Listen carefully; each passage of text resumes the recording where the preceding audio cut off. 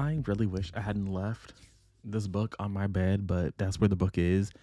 And as easy it would be for me to get up and get it, I'm not going to grab it. So apologies there. But I did finish Winging It With You literally not even 45 seconds ago, maybe a minute. This has been a very lackluster Christmas. Okay. It started off, the Commanders lost to the Cowboys today. Didn't matter for either team.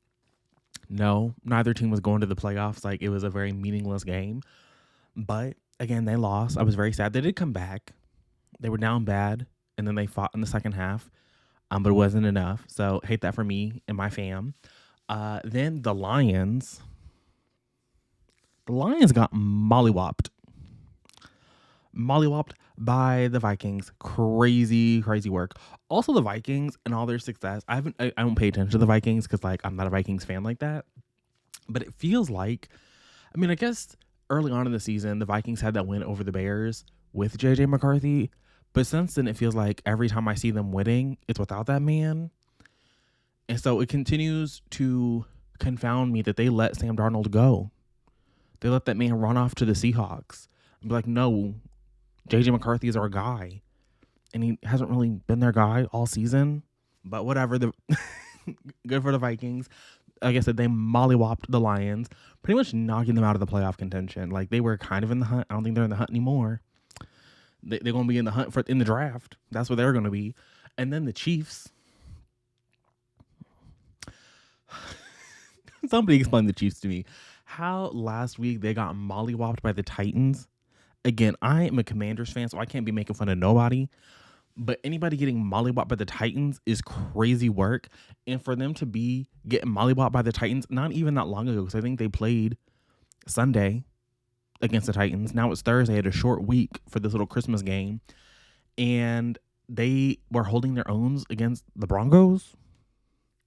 The Broncos were fighting back against a man who had never played a single snap in the NFL, who'd been sitting on the bench for 4 years. Now, it wasn't the world's greatest quarterbacking that has ever been quarterbacked, but it was just like, this is the same team? It's the same team that was just down bad against the fucking Titans? Anyway, all that is to say that it has been a day of frustration all around. It was some good football. Can't complain.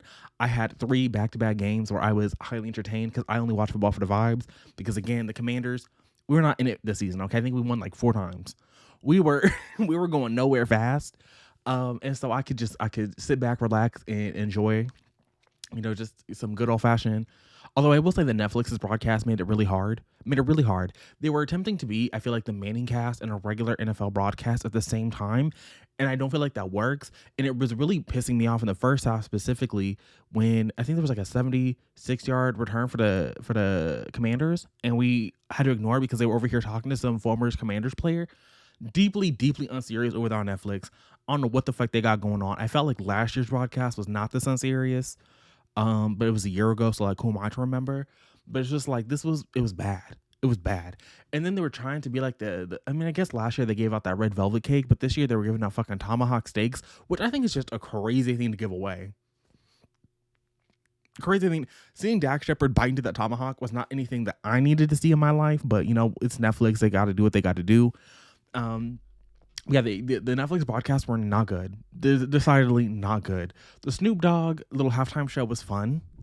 It was fun. I enjoyed the Snoop Dogg halftime show. I was kind of confused by some of the musical guests. I was like, why is Huntrix here? Why is this random country lady here? What are we doing here? When they brought out Mr. Bocelli, I thought Mr. Bocelli was dead in the ground 6 feet under, but you know what? I guess he's not. All of that is to say that, again, the Netflix broadcast had left a lot to be desired, and they should really work on that for next year, because I'm sure it's not going nowhere, and I'm pretty sure it'll be the next time that I pay for Netflix will be next Christmas, so I'm going to need them to get that shit together with a quickness. But let's talk about Winging It With You. This book ended in the most unspectacular fashion I had ever seen in my entire life. So most of this book, this little reality TV show, had nothing to do with anything that was going on. It was a vehicle to give us the fake dating that quickly became real. I'd say it quickly became real dating, but even the quickly becoming real dating, I don't feel like it ever really clicked. And then for the third act conflict to be what it was deeply unserious. So as I told you yesterday, we were going through the motions. People were getting eliminated. There were these two contestants who were clearly cheating the entire time, and clearly we're going to have to deal with that at some point. Only the answer was not really. So where we ended things yesterday, I feel like we ended it on another sex scene, and then they were going to have like a little couples moment, and the couples moment ended up being at like an elephant retreat in Indonesia. And so it was fun. They got to like see elephants, and I don't think they were riding the elephants. Maybe they were riding the elephants. The elephants to me really did not matter, but they were at this little elephant sanctuary, and they were learning about the elephants and this little bonding moment. And then after that chapter became another elimination chapter. Again, these eliminations didn't really matter because to me, the competition never made sense. Like what the point was, how people were like I knew that they were doing these little competitions, like get points, and then there was like a social media aspect that also factored in. But overall, I felt like it was like watching an episode of Who's Line. Like the points are made up and the rules don't matter. Like things were just happening for the vibes, and we needed Asher and Theo to be there. So Asher and Theo were there, and they were going through the motions. They were getting pretty far, and they were in the top three. And so in the top three, the two cheaters that got put through. And so it was between this mother-daughter duo who'd been on Theo and Asher's side, and they'd had some friendly interactions over the course of the story. And there was Theo and Asher. And then in the middle of the, who was going to go home moment, the host brought out Asher's ex-boyfriend Clint, who dumped him at the beginning of the book, and this man was proposing, and it was like, why are you here? First of all, like it doesn't even make any sense. Why would this be good television? This idea that we're going to show that these people were frauds I didn't fully understand it, like what the point was. And then we don't even find out who goes home, because in the midst of all of this like going on, Theo looks at Asher, and because Asher doesn't immediately reject the proposal, he like runs out because he had been like confessing his feelings and talking about how this is all real for me, Asher, I really love you. And it's like, first of all, you're saying this. I think the whole competition was supposed to take like 4 weeks max. And so they had really only known each other for like a week, maybe 2 weeks by the time they decided to give up on this like fake dating ruse and start fucking. But still, like, you known this man for less than a month. Like, what are we doing here? He dated this man for years. Like, and he had all this like resentment. So like the fact that he didn't immediately be like, no, and like he was processing what was happening to him. Mind you, this special elimination episode is told to us as being presented like live, like it was being live streamed. And so it wasn't even like, oh, we can edit around this. It's like, this is really happening to me. Like, what is going on? Like, what is happening about, like, of course he's going to freeze for him. Like, this is just basic human instinct, but of course it's a romance novel, so things are going to be heightened, and I can respect that. But it's just like, what do you mean you need this man to react right away?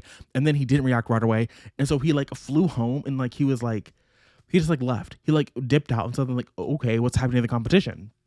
Because then after that scene, we get these chapters of him at home, and it's like, I guess like we knew that Theo was like Hispanic of some flavor, and so like now every other word is reminding us like, oh, he has Spanish heritage, and so he has Hispanic heritage and he has Latin heritage, whatever the case is. And so like all of his family members speaking to him in Spanish is like, okay, this literally came out of, I don't say it came out of nowhere, but it's like, okay, Chip Pons, okay, sure, this is where we are in the story, this is what we're doing. But again, like what is happening to the TV show that he was supposed to be on? Like there has to be something here. Like this doesn't make any sense for all this that's happening, because it felt like he was there for like weeks on it in this little small chapter.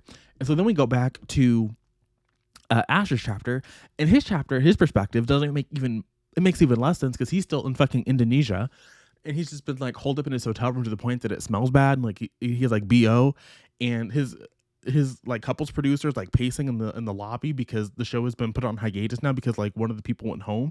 But it's also like, well, clearly even if that person wasn't eliminated, he kind of forfeited, and so the other team, the little mother-daughter duo, would clearly be in the finale, and you would just go about your like. Everything grinding to a halt was deeply unserious to me, but it didn't matter. Eventually, I think it's one of Theo's sisters like posts him on Instagram, so they find him that way, and so Asher is able to get a flight back to whatever lake city. I think they're in Wisconsin, maybe it's Minnesota, back to some little small town in America. He gets back there and he runs into Theo, and he's like, oh my goodness, I do love you. Like, I can't believe that you just like left like that. Like, of course I said no to him. And also, again, remind you, this was fucking live streamed.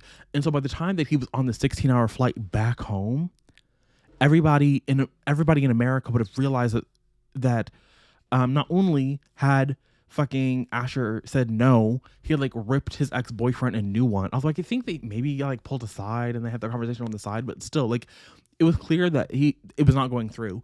And you would think that news would have reached back to little old Theo in his little small American town. That like, hey, Asher is on the market. He did care about you, and like everything is, in suspension. Like, for a show as big as the Epic Trek is supposed to be in the world of this novel, like, online chatter would have existed. And I guess you could argue that like Theo was above the online chatter and he wasn't kind of the person that was tapped into that. But still, like, it was unserious. It was unserious for this to be the events that I was reading. Anyway, and so like I said, Asher shows up and they just kind of like stay in the small town. And the show just randomly picks back up, and the mother-daughter duo win, and the people who were cheating don't win, and everybody gets a happy ever after, because Asher, even though he doesn't get that $500,000 prize, because he was on the reality TV show and people were still rooting for him, they donate to him anyway, so he's able to like start up his gays and STEM initiative that he was trying to get off the ground, or he was going to get off the ground if he won the prize. And he gets the guy in the end, and they decide they're going to move in together at the end of the book. And so now they're moving in together, and they're going to live together, and they're going to be a happy little gay couple. And it was just, in some ways it was fine, but in some ways it was like, this is just bad. Like, I'm sorry. Like, we have completely lost the plot. And I understand that a lot of romance books in this way, a lot of romance books and with characters getting together. I can think off the top of my head, like, Funny Story. I know that they decide they're going to stay living together at the end of that. I mean, at the beginning of the book, it is for plot reasons, and at the end of the book, it's because they care about each other and they are half fallen in love and they do have a relationship. So like, a lot of stories end with like, our couple deciding they are going to cohabitate. But I think that usually happens at the end of a story where a lot of time has passed, or that we have really seen them become something that feels real. In the scenes that we had with Theo and his family, even before Asher comes in, they're all talking about like, oh, we'd never seen this happy. We'd never seen you look at somebody this way. And I guess that there's a certain thing you could argue that like Theo was like a regular person, and he was a pilot, and he was like a military man. So he wasn't like a person who was an actor who was used to like putting on like a facade or something. But at the same time, his family's talking to him about like things that he had been keeping from them, things that he hadn't come to them with. Like, he had never really come out to his family. And like, so they were kind of finding out some of these things while he was on national television about things that he had kept from them and hadn't really shared. So it was like, your brother is capable of keeping things from you and you not really realizing that. And so this idea that then you would be able to see through this facade and be like, oh, you really care about this man that we don't even know, because they don't even know Asher. Something like, oh, we've seen you in Asher before. Like, this is an entirely new man that he has popped up on the scene with. And so there's just a lot of things in this book that I feel are a little too unserious, even if I were to buy into the heightened reality of a romance novel and just like going with the flow. Again, it's better than You and I rewritten, but it's not so good as to be like, yes, Chip Pons is a person I think we really all should be reading from, and we're all missing out because we're not reading from him. And I don't really think that the past 3 days of my reading life have really been elevated by returning to him in the way that I thought that it would. I really thought there would be like this nice little symmetry to beginning the year and kind of ending the year with him. Luckily, Winging It With You will not be the last book that I read, because I'm about to do a weekly reading vlog for the patrons to really round out the year, and then I'll return to you guys and the public with like my best books and my worst books video in January. And so I know this isn't the final note of my 2025 reading year. I think that is kind of making me feel less bad about the fact that I spent 3 days reading this book. But overall, I don't really think that you guys, I mean, I have kind of ruined it for you. Like, there's not really a whole lot of mystery left to what is happening in this. Not that there's a whole lot of mystery in a romance book anyway, but still. Like I said at the beginning of this little journey, Chip Pons does have another book out next year. Dearly Departed, I want to say, is the name of that one. And as I said, I think there is a sort of paranormal bent to it. So, I don't know. Paranormal is a fun time. I will not be rushing out. I will not be requesting it on NetGalley. But if it were to cross my path at some point in the future, it'll cross my path at that point in the future, because as we all know, I'm a lying liar. And so if I tell you guys I'm not reading from somebody, that's probably going to happen. Again, this book was an improvement, and so I'm willing to believe that the third book out would be an improvement, but I'm just not sure. I've asked this before, does improvement really matter? And sometimes I think that it does. Like Ashley Winstead, This Book Will Bury Me, was probably the best thing I've ever read from her, and so I'm excited to read The Future Saints. I do have that arc, and so even though I haven't read a good romance from Ashley Winstead, and that one does seem to lean more romance than This Book Will Bury Me, I am fine giving people second chances and revisiting and going back to a well that I think isn't the best. So yeah, that's just my cross to bear. I hope you guys did have a good Christmas and you were able to celebrate it either by yourself or with your family members. As we go into the end of the year, I hope that you are having um, fun reflecting and thinking about how you would like to maybe improve your reading experiences for 2026. As bad as this book was, and as bad as some of the other books I've read this month were that you guys saw me go through, on the whole, I still do think very positively of my 2025 reading experiences, and I'm happy to have had the reading year that I've had, and I'm very much looking forward to telling you guys all about it in my best and sort of like most surprising books. I don't know if there's going to be like 10 best, so I might, combine the best and most surprising or whatever, like pleasantly surprising books into that little end year video, but you'll have to wait and see that in January. For now, thank you for being here with me during Montimus, and as I said, if you really do miss me, link to the Patreon is down below. You can go check out over there.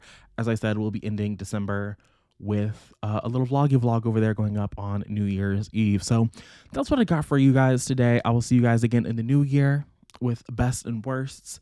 And hopefully 2026, I'll be over here a little bit more often. So I'll see you guys when I see you. But until then, and until next time, bye besties.